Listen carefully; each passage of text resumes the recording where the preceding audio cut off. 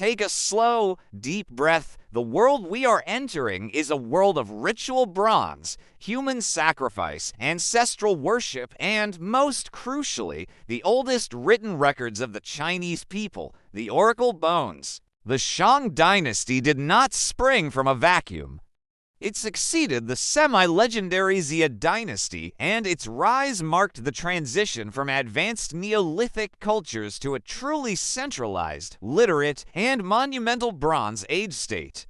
The establishment of the Shang is chronicled in later, but essential, historical texts like the records of the Grand Historian by Sima Qian, but it is through the silent, inscribed pieces of bone and shell that the Shang speaks directly to us. The earliest phase of the Shang is known primarily from early archaeological sites, but the true brilliance of this civilization came with the establishment of its later capitals, culminating in the great city of Yin near modern-day Anyang, which served as the capital for the final, most powerful 250 years of the dynasty. Imagine the city of Yin, a vast, sprawling complex that was not merely a cluster of villages, but a major center of civilization.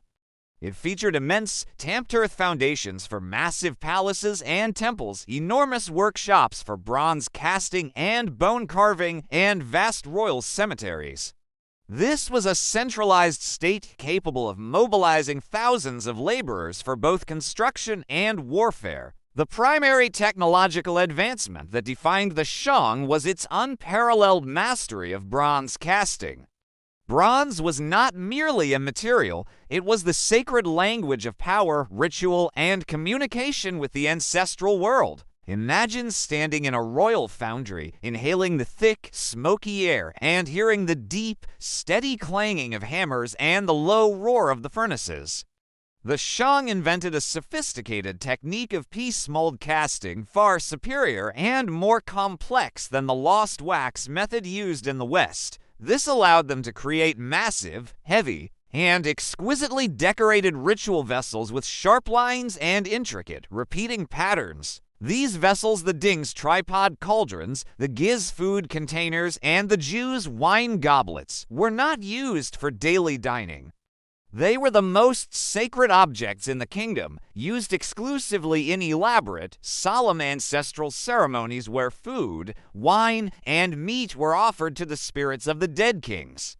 The power of the Shang kings was fundamentally rooted in their exclusive right to perform these rituals, ensuring the prosperity of the entire realm by mediating between the world of the living and the world of the powerful ancestors. The most characteristic and powerful design motif on these bronze vessels is the Taoti, a terrifying, highly stylized mask-like face, often featuring prominent eyes, horns, and gaping jaws.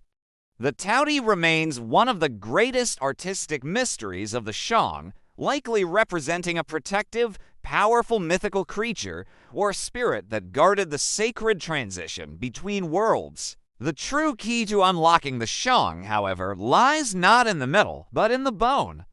The accidental discovery of thousands of inscribed animal bones and turtle plastrons shells in the late 19th and early 20th centuries provided direct, unmediated insight into the daily lives, beliefs, and governance of the royal court.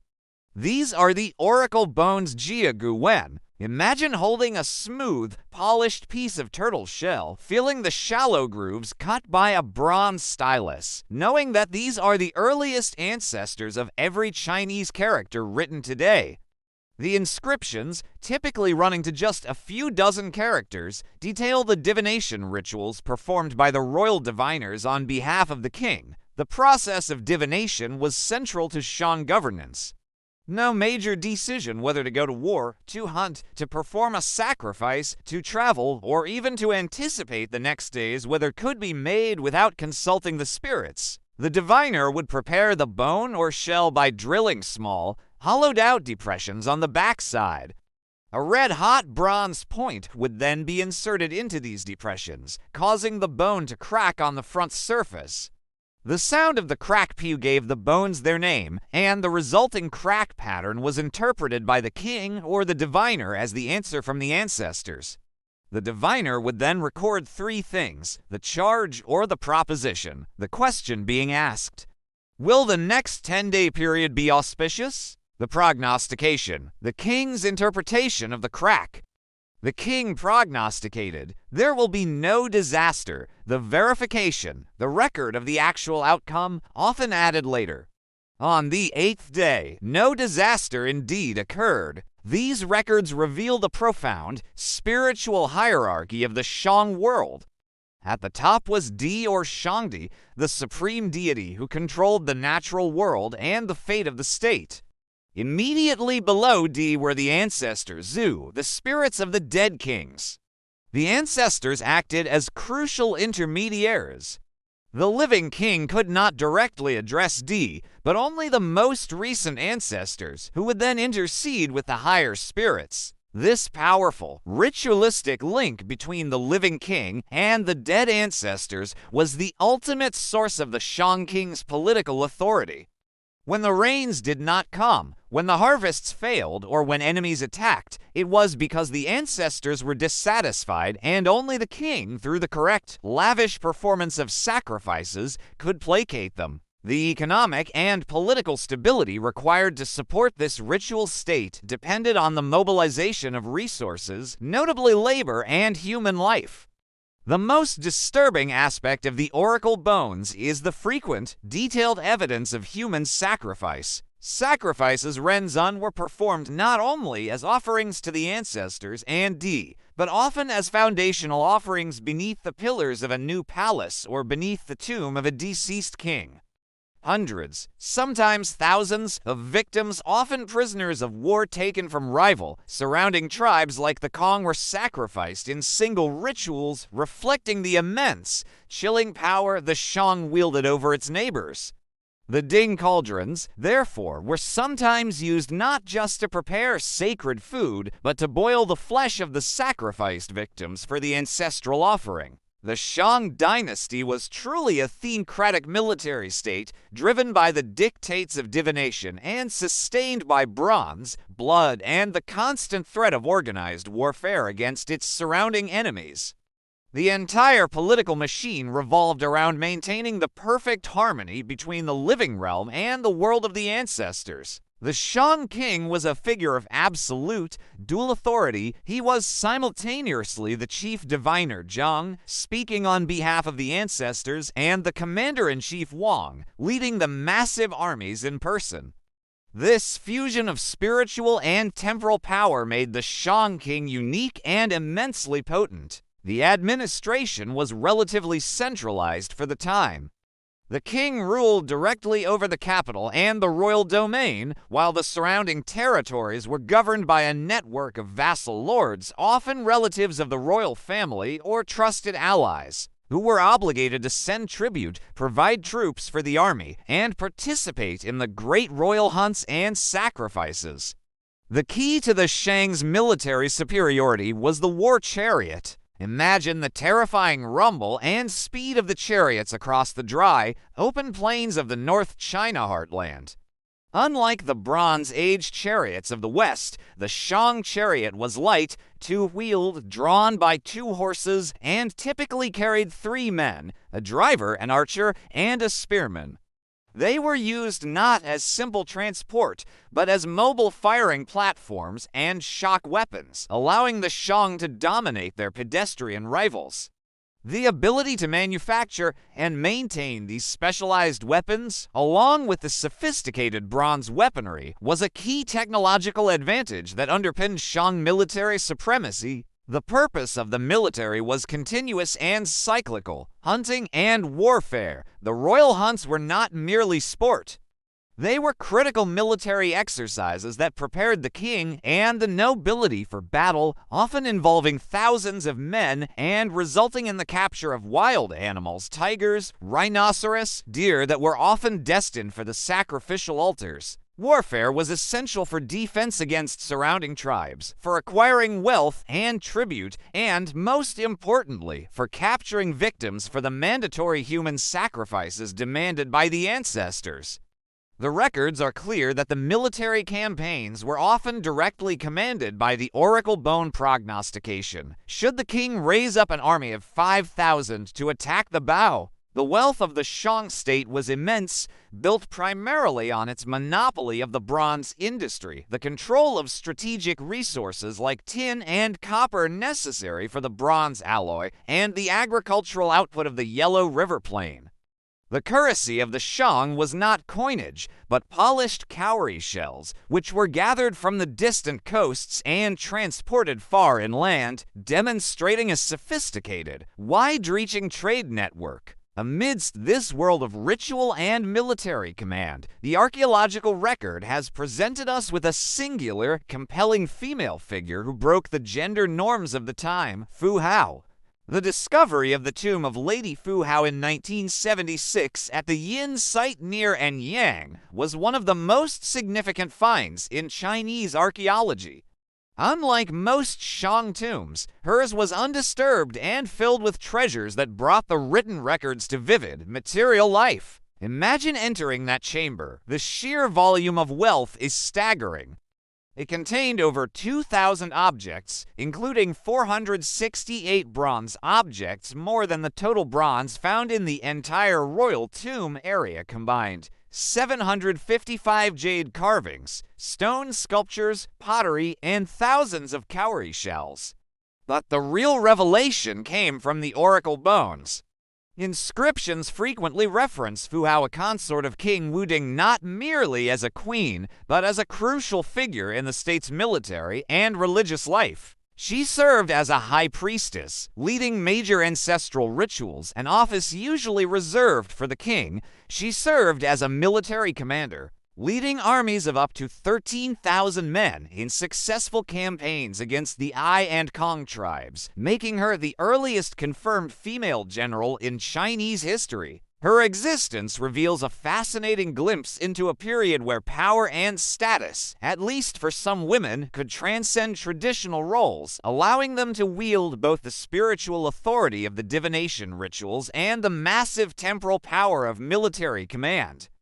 She was buried with an immense arsenal of weapons and ritual bronzes inscribed with her own name, a testimony to her extraordinary dual status. The sheer scale of the royal tombs at Anyang is a profound illustration of Shang power and belief. The tombs are immense, subterranean cruciform pits accessed by 4 ramps, often covering hundreds of square meters. They are not merely burial places. They are vast, eternal palaces for the dead kings, designed to facilitate their continued, powerful influence on the world of the living. Imagine the long, slow, immense undertaking of a royal burial. The central coffin was surrounded by hundreds of sacrificial victims, guards, servants, charioteers, and animals who were buried alive or killed to accompany the king into the afterlife. The entire structure was a grim, monumental manifestation of the belief that the king's life in the afterlife was directly dependent on the size and quality of his accompanying entourage. This massive expenditure of human capital and resource mobilization, the constant warfare to capture sacrificial victims, the labor to build the tombs, the specialization required to cast the bronzes required an almost unimaginable level of central state control and organization, demonstrating that the Shang was an empire of true scale and complexity. Yet, despite its immense power and its sophisticated ritual system, the Shang dynasty was not eternal. Its final years were marked by a familiar pattern of dynastic decline, moral decay at the center, excessive indulgence in luxury, increasing cruelty, and a perceived failure to correctly perform the crucial ancestral rites, leading to instability and the loss of the ancestors' favor. The focus now shifts westward to a rising power in the Wei River Valley that had once been a peripheral vassal of the Shang, the Zhou. The Zhou had absorbed Shang culture, including the use of bronze and the writing system. But they possessed a profound dissatisfaction with the ritual excesses and the perceived moral corruption of the final Shang king, Didin King Zhou of Shang. The final clash of these two great Bronze Age powers was approaching, a conflict that would result not only in a change of rulers, but in a complete, epoch-defining shift in the very philosophy of Chinese governance. The last king of Shang, Didin, often posthumously named King Zhou, is historically portrayed as the quintessential wicked last ruler. Later Zhou accounts depict him as a man of immense physical strength, but also one consumed by cruelty, debauchery, and absolute disregard for the sacred duties of kingship. He is said to have neglected the ancestral sacrifices, indulged his favorite concubine, Daji, in lavish and morally corrupt spectacles, and alienated both his own nobles and the crucial surrounding vassal states. While these accounts are heavily bias-stricken by the victorious Zhou to justify their conquest, they reflect a political reality. The final Shang government had become oppressive, isolated, and morally bankrupt in the eyes of the peripheral vassals. Meanwhile, the Zhou estate centered in the fertile Western Wei River Valley had been quietly building its power under a succession of capable leaders, including King Wen the Cultured King and his son, King Wu the Martial King. The Zhou were masters of organization and diplomacy, patiently forming an immense coalition of disaffected former Shang vassals, ready to strike when the moral time was right. The central issue for the Zhou was not simply military conquest, it was legitimacy. The Shang king's power was absolute, divinely sanctioned by the ancestors and the supreme D. How could a mere vassal justify the violent overthrow of a divinely appointed ruler? The Zhou solved this profound philosophical problem by creating the concept of the mandate of heaven. Imagine the gravity of this new idea. The Zhou declared that the supreme celestial force, Heaven Tia, grants the right to rule the mandate to a son of heaven, the king. This mandate is not unconditional or inherited forever.